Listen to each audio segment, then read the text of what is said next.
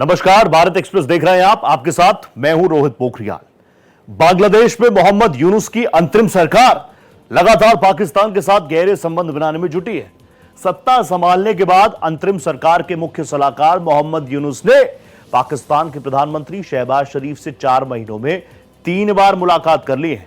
वहीं कुछ दिन पहले बांग्लादेश आर्मी के एक टॉप जनरल की लीडरशिप में रक्षा प्रतिनिधि मंडल ने पाकिस्तान का दौरा किया। इसके साथ ही अब आईएसआई की एक हाई लेवल टीम जो है वो ढाका पहुंची हुई है। इस टीम में मेजर जनरल शाहिद अमीर अफसर भी शामिल है, जो चीन में पाकिस्तान के मिलिट्री डिप्लोमेट रह चुके हैं। तो वहीं टीम में 2 ब्रिगेडियर लेवल के अधिकारी आलम आमिर अवान और मोहम्मद उस्मान जतीफ भी शामिल हैं। वहीं एक खुफिया दौरे पर आईएसआई चीफ और पाकिस्तानी सेना के लेफ्टिनेंट जनरल मोहम्मद आसिम मलिक भी बांग्लादेश दौरे पर गए हैं। बांग्लादेश पाकिस्तान आए साथ भारत विरोधी साजिश के आसार।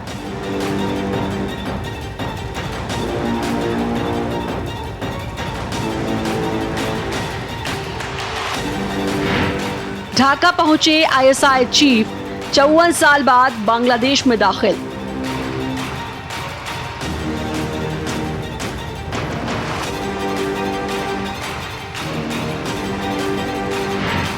रावलपिंडी में मुलाकात, पाक बांग्लादेशी जनरलों का क्या है प्लान?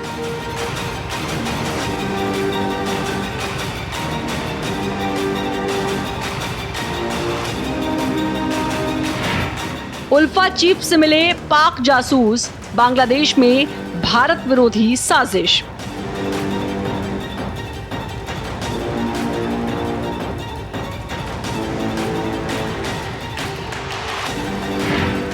जिसे भारत ने आजाद कराया, गद्दारी कर दुश्मन से हाथ मिलाया।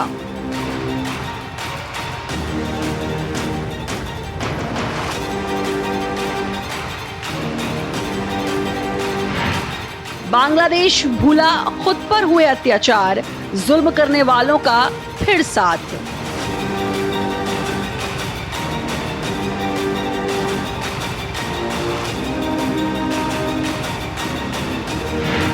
मोहम्मद यूनुस की अगुवाई, बांग्लादेश ने बर्बादी की राह अपनाई। बांग्लादेश पाकिस्तानी फौजी जनरलों और जासूसों को संवेदनशील सिलीगुड़ी कॉरिडोर यानी चिकन नेक तक पहुंच मुहैया करा रहा है। मोहम्मद यूनुस की अगुवाई में बांग्लादेश खुद पर जुल्म करने वाली पाकिस्तानी सेना की गहरी आवभगत में जुटा हुआ है।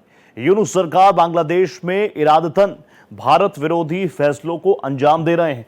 तमाम हालात पर नजर रखने के बाद भारत ने बांग्लादेश को साफ साफ कह दिया कि जरूरत पड़ने पर भारत सख्त कदम उठाने से पीछे नहीं हटेगा। 14 जनवरी को बांग्लादेशी आर्मी के number 2 lieutenant general SM Kamrul Hasan Pakistan के रावलपिंडी पहुंचे। यहां उन्होंने पाक आर्मी के चीफ जनरल आसिम मुनीर से मुलाकात की। फौजी अफसरों के बीच में मेज पर दोनों देशों के फ्लैग के बीच जिन्ना की तस्वीर रखी है। चंद रोज बाद खबर आई है कि पाकिस्तान की खुफिया एजेंसी आईएसआई के चीफ आसिम मलिक बांग्लादेश पहुंचे हैं। 1971 की जंग के बाद पहली बार कोई आईएसआई चीफ ढाका पहुंचा होगा। इस बात में कोई दो राय नहीं कि जब पाकिस्तान और बांग्लादेश के फौजी जनरलों की बात हो तो भारत पर बात नहीं हुई होगी। दुश्मन देश पाकिस्तान और मोहम्मद यूनुस की अगुवाई में भारत विरोधी रुख अख्तियार किए बांग्लादेश के फौजी अधिकारियों से मुलाकात पर पाकिस्तानी सेना की मीडिया मामलों की शाखा आईएसपीआर ने बताया कि रावलपिंडी में सेना के मुख्यालय में बांग्लादेश और पाकिस्तान की बैठक हुई। इस दौरान दोनों देशों के रक्षा संबंधों को मजबूत बनाने पर चर्चा की गई। लेफ्टिनेंट जनरल कमरुल ने पाकिस्तानी सेना की तारीफ करते हुए कहा, ये मुलाकात ऐसा कदम था जिसके बारे में बांग्लादेश ने कभी नहीं सोचा था।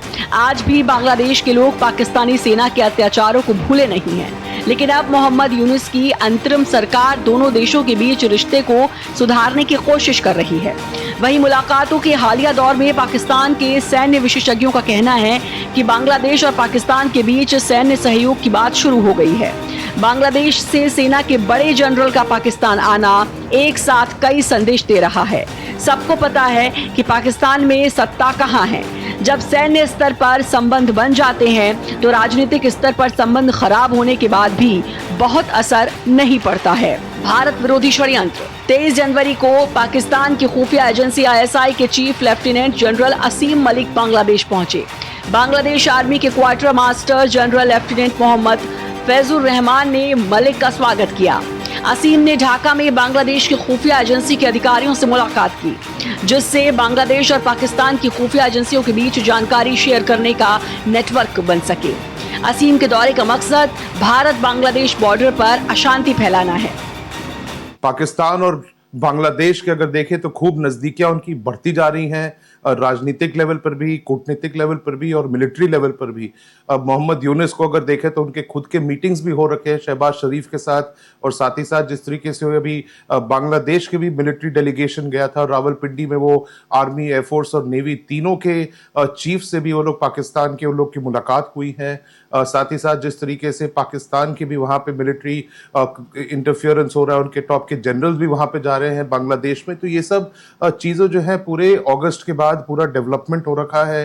जब से शेख हसीना को वहाँ से गिराया गया, उनको वहाँ से भागना पड़ा बांग्लादेश से अपने जान बचाने के लिए, तब से ये सब चीज़ें काफ़ी चेंज हो रखा है सिचुएशन वहाँ का। और साथ ही साथ अभी भी ISI के 4 मेंबर टीम वहाँ पे, एक ISI के टॉप जनरल भी अभी फिलहाल बांग्लादेश में ही है। ये सब बड़े चिंता की बात है, और जिस तरीके से बांग्लादेश अपना पुराना इतिहास भी भूलता जा रहा है। बांग्लादेश की सेना में भी 3 धड़े हो गए हैं। उसमें से एक जो फैक्शन है वो कट्टरपंथियों के साथ में है, दूसरा जो फैक्शन है वो अवामी लीग जो शेख हसीना की पार्टी है उसका समर्थक है, और जो एक सेंट्रिस्ट जो फैक्शन है जिसका कि नेतृत्व बांग्लादेश की आर्मी चीफ के हाथों में है, वो जाहिर है कि वो स्थितियों को नियंत्रित और संतुलित करने के पक्ष में है।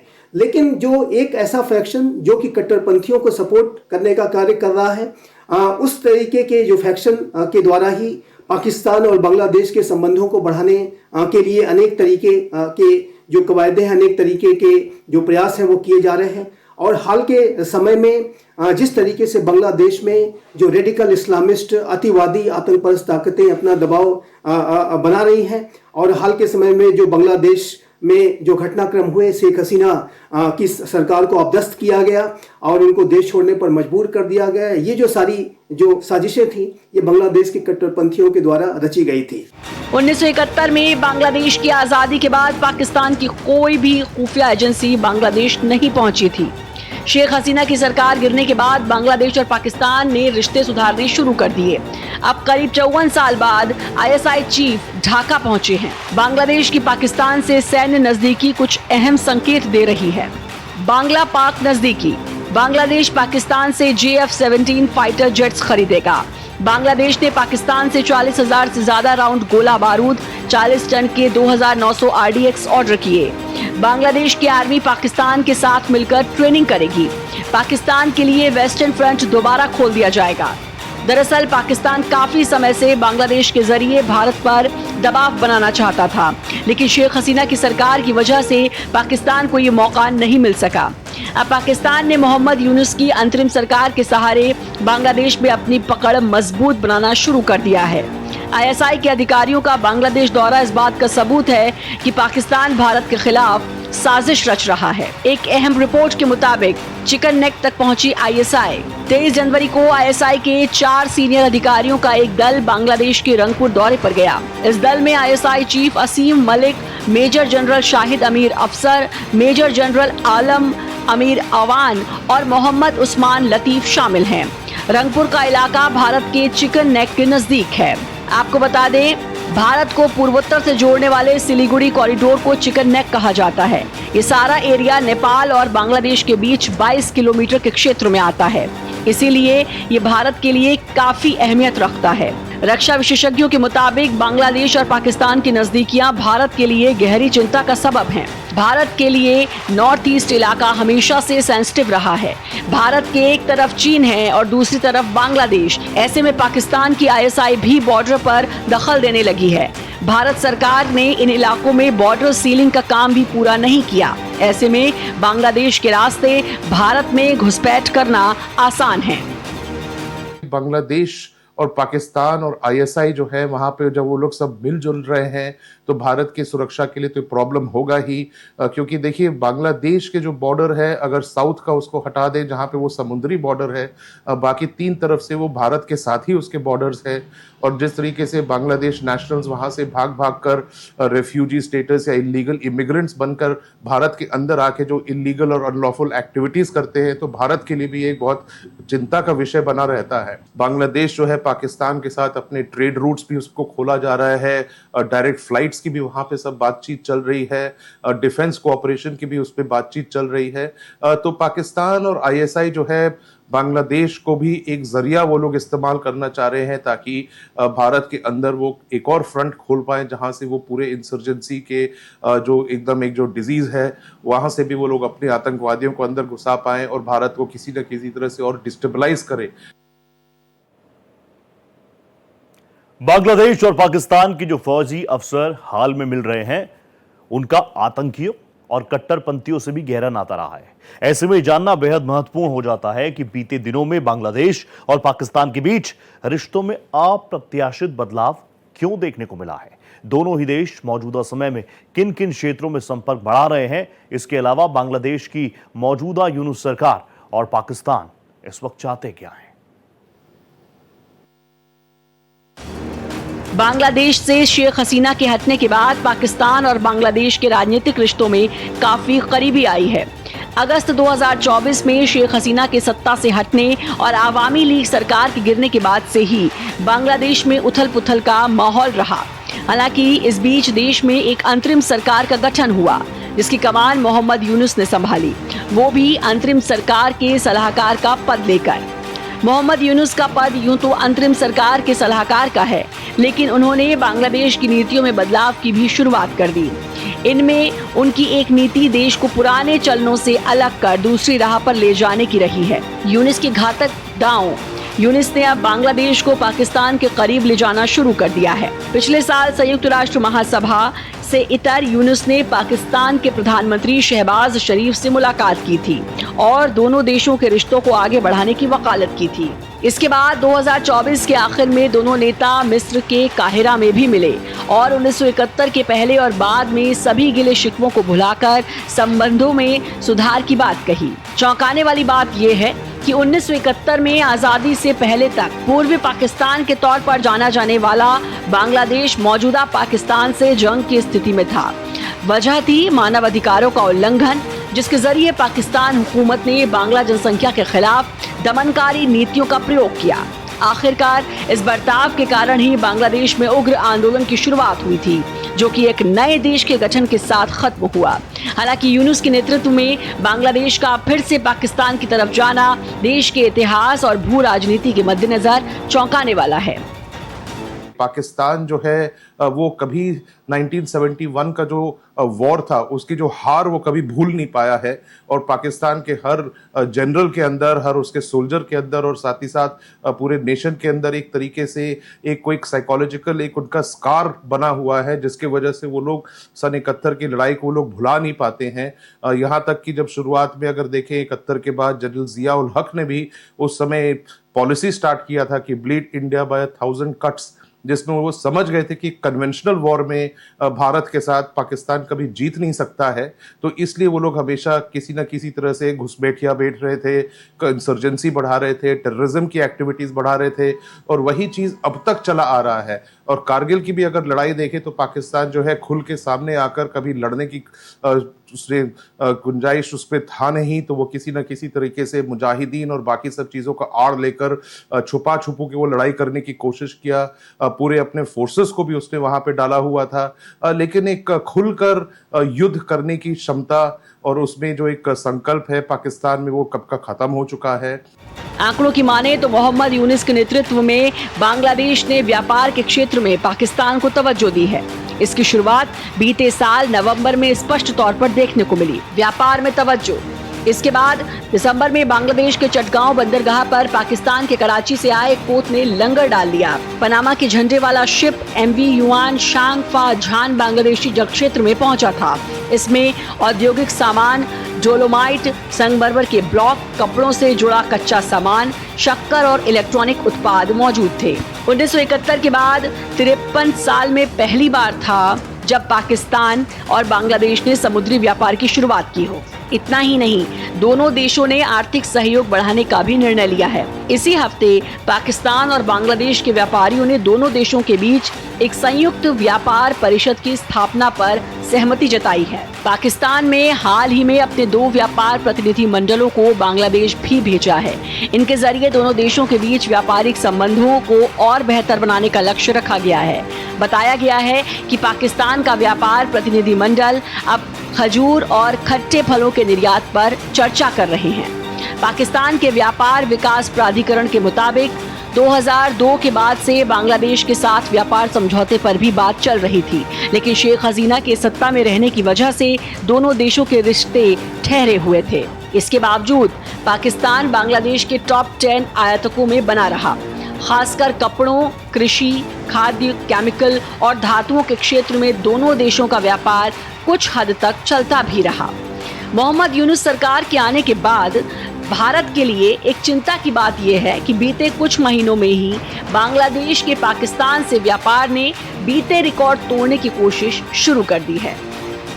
ये पाकिस्तान की खुफिया एजेंसी ISI पूरी तरीके से वहां पर वर्तमान समय में सक्रिय दिखाई देती है और ये जो सारी स्थितियां हैं वो बांग्लादेश के आंतरिक हालातों को और अधिक बिगाड़ने का ही कार्य करेंगी। भारत के लिए भी ये बड़ी चुनौतियां प्रस्तुत कर सकती हैं, लेकिन भारत के प्रधानमंत्री श्री नरेंद्र मोदी के नेतृत्व का ये जो नया भारत है वो आतंकवाद और अतिवाद के प्रति जीरो टॉलरेंस के अप्रोच के साथ कार्य करता है। पाकिस्तान के द्वारा प्रायोजित जो आतंकवाद है उसके विरुद्ध पाकिस्तान की टेरिटरी में 2 स्ट्राइक्स की जा चुकी हैं और अन्य स्ट्राइक्स के ऑप्शंस भी ओपन हैं और बांग्लादेश की तरफ से भी यदि वहां की टेरिटरी का इस्तेमाल आतंकी भारत के विरुद्ध करने की साजिशें रचेंगे तो भारत उनका यथोचित और मुंहतोड़ जवाब देगा और इस तरीके की जो आतंकवादी जो गतिविधियों को ये नया भारत बर्दाश्त नहीं करेगा। ये बात बिल्कुल स्पष्ट है।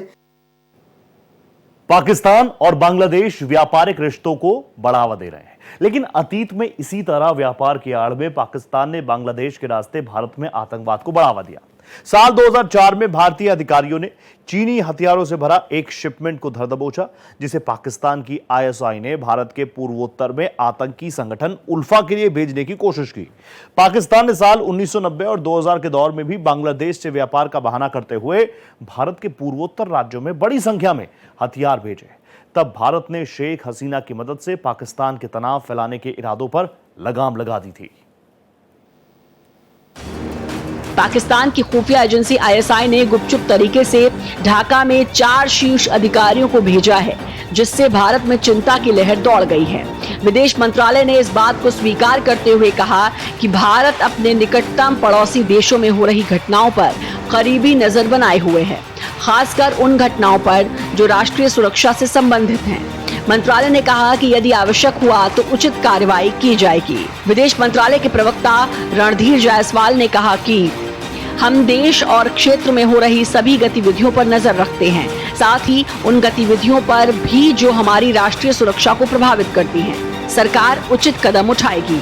आपको बता दें कि पूर्व में शेख हसीना सरकार के साथ बेहतर रिश्तों के चलते भारत और बांग्लादेश के बीच व्यापारिक संबंध तेजी से बढ़े थे। इतना ही नहीं, भारत को अपने कूटनीतिक हितों की रक्षा में भी आसानी हुई है।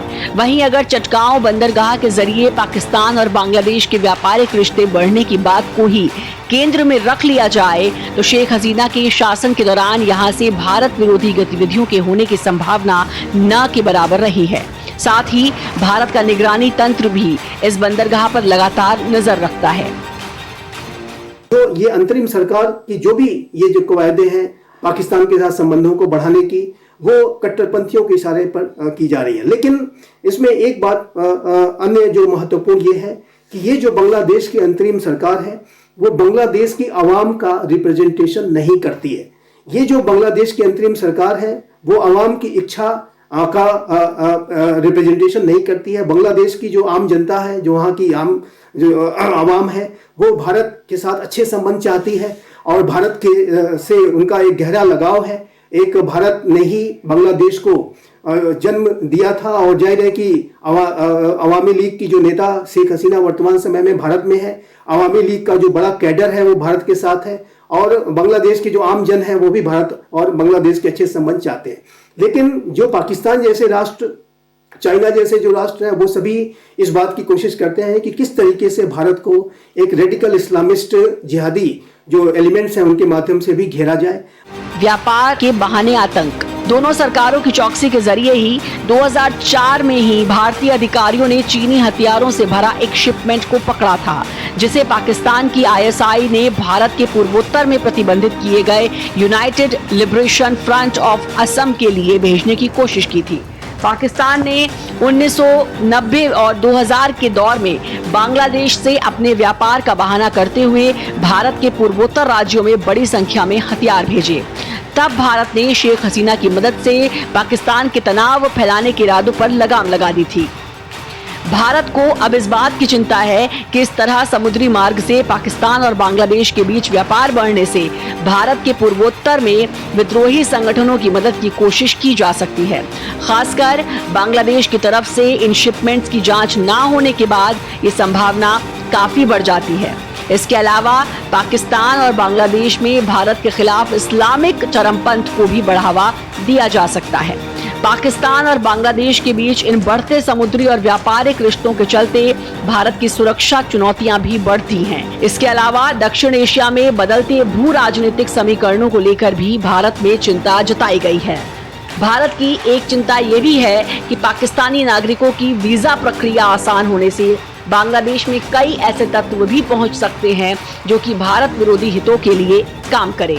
इतना ही नहीं, ये तत्व बांग्लादेश में चरमपंथ को बढ़ावा देने का काम भी कर सकते हैं और 1971 की जंग में पाकिस्तान का समर्थन करने वाले सहयोगियों को फिर से खड़ा करने में मदद पहुंचा सकते हैं। बांग्लादेश जो है वो भी भूल चुका है कि सन 71 के पहले कैसे सर्कमस्टांसेस थे जिसकी वजह से जो पाकिस्तान आर्मी वहां पे थी, पाकिस्तान की आर्मी जो वहां पे पूरा जेनोसाइड कर रहे थे, टारगेटेड जेनोसाइड चल रहा था बांग्लादेशी नेशनल्स के खिलाफ। तो किस तरीके से वो लोग वहां पर उनसे एकदम परेशान होकर उनसे एकदम वहां पे उनकी क्रूअल्टीज को और वो सह नहीं पाए थे, जिसकी वजह से मुक्ति बाहिनी और बाकी सब ऑर्गेनाइजेशंस बने थे जिससे पाकिस्तान से उन लोगों को आज़ादी भी उनको लेना पड़ा था। फिलहाल अगर देखें तो चीन का भी जो रोल है वो एकदम उसको हम लोग अलग नहीं कर सकते हैं। चीन जो है भारत के पूरे पड़ोसी देशों पर कुछ ना कुछ वो षड्यंत्र रचता जा रहा है।